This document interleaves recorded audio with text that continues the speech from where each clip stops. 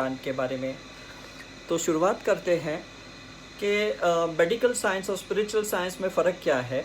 Because हम आज जो भी चर्चा करने वाले हैं एज के ऊपर, एज का मतलब ये नहीं है कि हम बूढ़े हैं या यंग है, ऐसा नहीं है।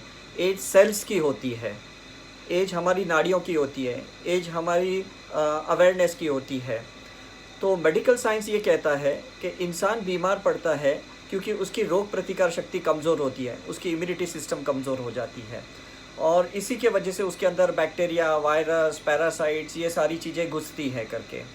स्पिरिचुअल साइंस ये कहती है कि शरीर 5 तत्व से बना हुआ है, अर्थ, वाटर, फायर, एयर, ईथर। और ये 5 तत्वों में से कोई भी तत्व अगर कमज़ोर हो जाते हैं तो इंसान बीमार पड़ता है। होम्योपैथी साइंस कहती है कि हम वाइटल फोर्स से जुड़े हुए हैं। अगर इंसान की वाइटल फोर्स अच्छी है तो इंसान स्वस्थ है, हेल्दी है, और अगर उसकी वाइटल फोर्स बिगड़ गई तो वो बीमार पड़ जाता है। आयुर्वेदिक की शास्त्र ये कहती है कि इंसान के अंदर वात, पित्त, कफ, इस चीज़ का संतुलित अवस्था होनी चाहिए, बैलेंस्ड होनी चाहिए। और हमने देखा है कि बचपन में इंसान कफ के वजह से परेशान रहता है और यंग एज में पित्त के वजह से परेशान रहता है, और एल्डर एज में, सीनियर सिटीज़न की एज में वो वायु की वजह से परेशान होता है। तो जब हम बचपन में एंटीबायोटिक्स ज़्यादा लेते हैं कफ के वक्त, कफ कोल्ड के वक्त, तो एडल्ट एज में, यंग एज में वो सारा जो एंटीबायोटिक है वो पित्त प्रकृति में कन्वर्ट हो जाता है। एसिडिटी, फिर अल्सर, ये सारी चीज़ें क्रिएट हो जाती हैं। और उसके बाद में अगर आपने एसिडिटी के लिए दवाइयाँ बहुत सारी खा ली, एंटी एसिड्स खा लिया, अल्सर्स को दबाने के लिए दवाइयाँ खा ली, तो फ्यूचर में आपको कहीं ना कहीं वायु की तकलीफ़ होती है, अर्थराइटिस की तकलीफ़ होती है। तो हम शुरुआत करते हैं सारी सिस्टम्स को समझने के लिए। सबसे पहला सिस्टम है अर्थ एलिमेंट से जुड़ा हुआ। अर्थ से क्या है, पृथ्वी से क्या जुड़ा हुआ है हमारे शरीर के साथ। एक्सक्रीटरी सिस्टम, मतलब शरीर से कचरा निकलना, ये जुड़ा हुआ है।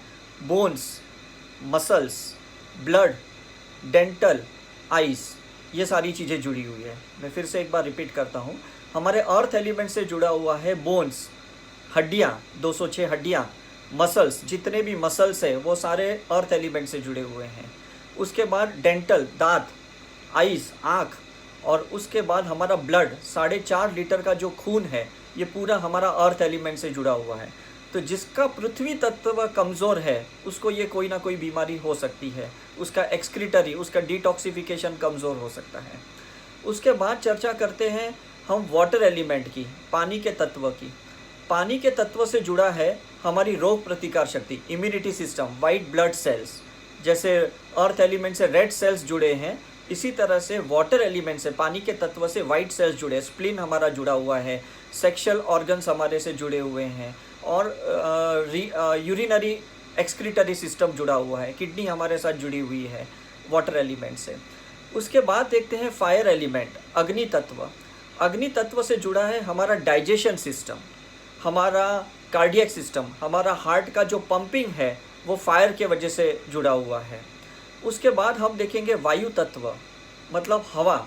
हवा का तत्व रेस्पिरेटरी सिस्टम से जुड़ा हुआ है, हमारी सांसें, लंग्स, रेस्पिरेशन, जो हमारी ट्रैकियल्स है उससे हमारा जुड़ा हुआ है। और हमारे जितने भी हार्मोनल सिस्टम्स है, जितनी भी ग्रंथियां हैं, वो सारी रेस्पिरेटरी सिस्टम से जुड़ी हुई है।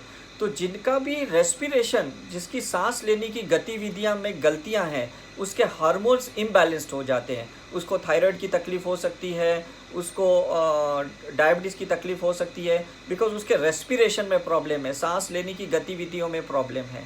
और लास्ट जो आता है वो आकाशी तत्व। आकाशी तत्व से हमारा सेंट्रल नर्वस सिस्टम जुड़ा हुआ है। ये सेंट्रल नर्वस सिस्टम क्या है, ये हमारा ब्रेन है, और हमारे सारे क्रेनियल नर्व्स है, हमारे अंदर 12 क्रेनियल नर्व्स है। मतलब ब्रेन से जो शरीर के अंदर नर्वस सिस्टम जाती है, जो सिग्नल्स जाते हैं, ये सारे ईथर एलिमेंट से जुड़े हुए हैं। जो इंसान ध्यान नहीं करता, हीलिंग नहीं करता, उसके ये ईथर एलिमेंट बिगड़ा हुआ रहता है, उसकी सेंट्रल नर्वस सिस्टम बिगड़ी हुई रहती है, उसका ब्रेन कंडक्शन का सिग्नल कहीं ना कहीं डिस्टर्ब रहता है। इसलिए उसको कहीं ना कहीं लेट सिग्नल्स मिलते हैं या कभी जल्दी सिग्नल्स मिल जाते हैं। तो इसके वजह से उसकी बॉडी की सिस्टम बिगड़ जाती है। इस पूरी बॉडी की सिस्टम्स को हम कहते हैं तासी, जिसको इंग्लिश में कहते हैं कॉन्स्टिट्यूशन। हर इंसान की अपनी एक तासी होती है, अपनी एक कॉन्स्टिट्यूशन होती है। मतलब किसी की गर्म तासी होती है, किसी की ठंडी तासी होती है, किसी को ठंडा खाना पसंद है, किसी को गर्म ऑयली स्पाइसी खाना पसंद है। तो ये तासी पे निर्भर करता है उसका नेचर, उसका बिहेवियर और उसका एक्शन। मतलब जो गर्म तासी वाले रहते हैं वो एक्शन जल्दी लेते हैं, जो ठंडे तासी वाले रहते हैं वो ज़्यादा डिप्रेशन में रहते हैं, मायूस रहते हैं, अकेले में रहने ज़्यादा पसंद करते हैं। तो हमें बहुत सारी चीज़ें समझनी यहाँ पे ये है कि अगर हमें हमेशा हेल्दी रहना है, स्वस्थ रहना है, तो हमें एक तो डाइट प्लान भी देखना होगा, डाइट समझना होगा। दूसरी बात, हमारी ये पांचों एलिमेंट हमारे बैलेंस चाहिए। जब तक हमारे ये पांचों तत्व, पंच महाभूता शरीर में बैलेंस नहीं है तो हम स्वस्थ नहीं रह सकते। कुछ लोग सिर्फ योगा ही करते हैं, मेडिटेशन नहीं करते, हीलिंग नहीं करते, तो उनका अर्थ एलिमेंट बहुत स्ट्रांग होता है लेकिन ऊपर के एलिमेंट्स कहीं ना कहीं कमज़ोर रहते हैं। कुछ लोग सिर्फ मेडिटेशन ही करते हैं, योगा नहीं करते, हीलिंग नहीं करते, उनका एयर एलिमेंट बहुत स्ट्रांग होता है।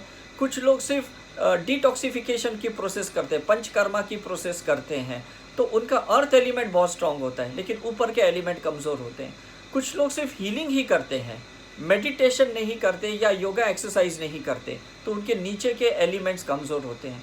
तो मैं हमेशा हर अपने लेक्चर में ये कहता हूँ कि हमें सभी को एक हल्की सी एक्सरसाइज करनी है, भारी एक्सरसाइज नहीं करनी है।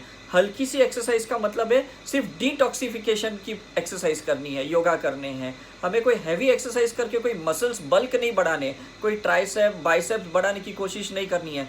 बिकॉज अगर आप हैवी एक्सरसाइज करोगे तो आपको इतना प्रोटीन डाइट भी लगेगा। हल्की एक्सरसाइज का मतलब है सिर्फ कचरा निकालना, उसमें फिर ज़्यादा प्रोटीन की मात्रा की आपको ज़रूरत नहीं पड़ेगी। दूसरी बात, अगर इंसान रेगुलर मेडिटेशन करता है तो उसका सारे हार्मोनल्स बैलेंस्ड है, उसके चक्रस बैलेंस्ड है। चक्रों के आगे हमारी सारी ग्रंथियां हैं, जैसे थ्रोट चक्र के आगे थायराइड की ग्रंथियां हैं, आग्नेय चक्र के आगे पिट्यूटरी की ग्रंथियां हैं, क्राउन चक्र के आगे पीनियल ग्रंथियां हैं, हार्ट चक्र के आगे थाइमस की ग्रंथियां हैं, मणिपुर चक्र के आगे पेनक्रियास की ग्रंथियां हैं, सैक्रल चक्र के आगे हमारी एड्रिनल ग्रंथियां हैं और रूट चक्र के आगे हमारी सारी सेक्सुअल ग्रंथियां हैं, एस्ट्रोजन, प्रोजेस्टेरोन, टेस्टोस्टेरोन, ये सारी ग्रंथियां हैं। तो आप समझ लो कि स्पिरिचुअल हीलिंग कितनी इम्पॉर्टेंट है, चक्र बैलेंसिंग करना कितना इम्पॉर्टेंट है। और उसी के साथ अगर आपने बैलेंस डाइट लिया तो समझ लो कि आपके सेल्स जितने भी है वो टाइम टाइम पे नव निर्माण होंगे। बिकॉज रोज़ हमारे 800 से 8000 सेल्स मरते हैं और वो मरने के बाद अगर वो नव निर्माण नहीं होते, फिर से रीजनरेट नहीं होते, तो हमारी एजिंग प्रोसेस बहुत फास्ट हो जाएगी। आपने देखा है आजकल छोटे छोटे बच्चों को चश्मे आ जाते हैं, या यंग एज में लोगों के बाल सफ़ेद हो जाते हैं, या बाल्टनेस हो जाती है। क्यों ये ऐसा होता है? ये इनकी सीनियर सिटीजन की ग्रंथियाँ बहुत फास्ट चल रही है, मतलब उनकी एजिंग प्रोसेस बहुत फास्ट चल रही है। वो कहीं ना कहीं अपने बॉडी को संभाल नहीं पा रहे, बैलेंस नहीं कर पा रहे, क्योंकि कहीं ना कहीं फायर ज़्यादा है, पैशन ज़्यादा है, करने की क्षमता ज़्यादा है, लेकिन इतनी एनर्जी क्रिएट नहीं करते जितनी इनकी डिज़ायर्स ज़्यादा है। तो क्या होता है, जब हम ज़्यादा कुछ करते हैं और एनर्जी कम रहती है तो सेल्स हमारे मर जाते हैं, हमारे अंदर स्ट्रेन क्रिएट होता है, हमारे अंदर एक सफरिंग क्रिएट होती है, स्ट्रगल क्रिएट होता है। तो मैं लोगों से हमेशा ये कहने की कोशिश करता हूँ कि अगर आपके सपने बड़े हैं, अगर आपके ड्रीम्स बड़े हैं, गोल चार्ट बड़ा है, विश लिस्ट बड़ी है, तो आपकी एनर्जी भी बड़ी होनी चाहिए, ज़्यादा होनी चाहिए। अगर एनर्जी नहीं है तो मैनिफेस्टेशन नहीं होगा, आपके सपने पूरे नहीं होंगे, डिप्रेशन में चले जाओगे। डिप्रेशन में जाओगे तो आपकी सारी बॉडी की जो सिस्टम है वो सारी सिस्टम कहीं ना कहीं वीक होते जाएगी और जल्दी एजेड हो जाओगे। मतलब अगर आप 40 के हो तो 60 के लगोगे, 20 के हो तो 35 के लगोगे। तो ये क्यों इतना फास्ट होता है? बिकॉज एनर्जी कंजम्पशंस हमारी ठीक नहीं है। तो जो इंसान ज़्यादा योगा, मेडिटेशन, हीलिंग करते हैं, उनकी एनर्जी इतनी कैपेबल होती है कि वो कोई भी एज में अपनी फिटनेस क्रिएट कर सकते हैं। वो कभी भी आपको ऐसे डल नहीं लगेंगे, हमेशा वो उत्साही लगेंगे, एनर्जेटिक लगेंगे और हमेशा वो फ्रेश लगेंगे। आपने काफ़ी बार खुद को भी ये एक्सपीरियंस किया है अपनी लाइफ में कि काफ़ी बार आपको डल हो जाते हो, डिप्रेस हो जाते हो, तो आपसे काम नहीं होते बिकॉज आपके अंदर एनर्जी नहीं है।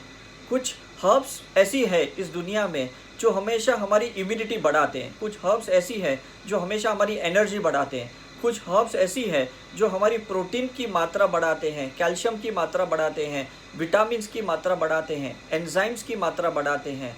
तो आज हम दर्पण जी से ये गुजारिश करेंगे कि वो हमें ये गाइडेंस दें कि हम कौन सी हर्ब्स ऐसे खाएं रेगुलरली हमारे डाइट के साथ, जिससे हमारी हमेशा फिटनेस बनी रहे, हमारी एजिंग प्रोसेस हमेशा हम यंग दिखें और यंग अंदर से भी महसूस करें, सिर्फ दिखे भी नहीं, अंदर से भी महसूस होने चाहिए। क्योंकि हमें आर्टिफिशियली हमारी बॉडी को मेंटेन नहीं करना है, हमारी बॉडी को नेचुरली सस्टेन करना है। हमें बाहर से दवाइयाँ नहीं खानी, एंटीबायोटिक, पेन किलर या बाहर से एलोपैथी की विटामिन्स की मेडिसिन नहीं खानी। हमें अंदर से अपने शरीर के तत्वों को नव निर्माण करना है, सेल्स को नव निर्माण करना है, और हमेशा हमारी डिटॉक्सिफिकेशन, हमारे शरीर में से रेगुलर कचरा निकलना चाहिए। बिकॉज जितना कचरा बाहर निकलेगा उतनी फ्रेश एयर अंदर जाएगी, और जितनी फ्रेश एयर अंदर जाएगी इतनी बॉडी हमारी हेल्दी रहेगी, स्वस्थ रहेगी, हमें कोई बीमारी पकड़ नहीं पाती है। सो मैं हैंड ओवर करता हूँ दर्पण जी को, और वो आगे हमें गाइडेंस देंगे। उसके बाद हम लास्ट में क्वेश्चन आंसर्स करेंगे। Thank you.